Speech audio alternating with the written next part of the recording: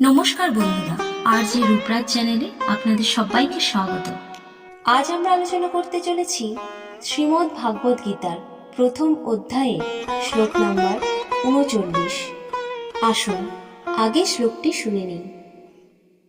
কুলক্ষয়ে প্রণশ্যন্তি কুলো ধর্মা সনাতনঃ ধর্মে নষ্টে কুলং কৃতস্নম ধর্মোভিভবত্যুত। অর্থাৎ কুল ধ্বংস হলে কুলের প্রাচীন ধর্ম এবং ঐতিহ্য লোপ পায়। ধর্ম বিনষ্ট হলে গোটা বংশ অধর্ম দ্বারা আচ্ছন্ন হয়ে পড়ে। তাৎপর্য: অর্জুন এই শ্লোকে বোঝাচ্ছেন যে একটি বংশ ধ্বংস হয়ে গেলে তার ঐতিহ্য, সংস্কার এবং সনাতন ধর্মও নষ্ট হয়ে যায়। ধর্ম বা নীতিবোধ বিনষ্ট হলে অনৈতিক কার্যকলাপ ও পাপাচার বৃদ্ধি পায়। এটি শুধু ব্যক্তির নয়, গোটা সমাজের জন্য ক্ষতিকর।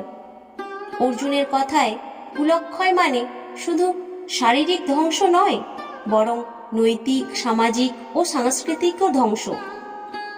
যুদ্ধের ফলে যেসব পরিবার ধ্বংস হবে, তাদের পরবর্তী প্রজন্ম ধর্মহীন পরিবেশে জন্ম নেবে এবং সেখানে থেকে অধর্ম আরো শক্তিশালী হয়ে উঠবে।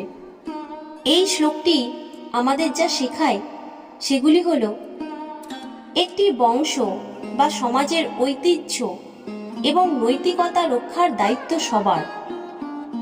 যুদ্ধ বা সংঘাতের ফলে দীর্ঘমেয়াদী সাংস্কৃতিক ও নৈতিক ক্ষতি হতে পারে।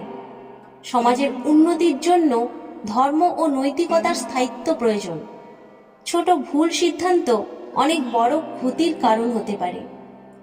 এই শ্লোক আমাদের শেখায় যে সমাজ বা পরিবারের ঐতিহ্য ও নৈতিকতা রক্ষা করা একটি গুরুত্বপূর্ণ দায়িত্ব, যা অযথা সংঘাত বা লোভের কারণে ধ্বংস হওয়া উচিত নয়। আজকের শ্লোকটি এই পর্যন্ত। পরবর্তী শ্লোক ও তার তাৎপর্য শোনার জন্য আপনারা আমাদের চ্যানেলটি সাবস্ক্রাইব করে পাশে থাকা বেল আইকনটি প্রেস করুন, যাতে আমাদের ভিডিও আপলোড হওয়ার সঙ্গে সঙ্গে আপনাদের কাছে নোটিফিকেশন চলে যায়। আর আমাদের ভিডিওটি যদি আপনাদের ভালো লেগে থাকে, তাহলে ভিডিওটিকে লাইক করে শেয়ার করে দেবেন।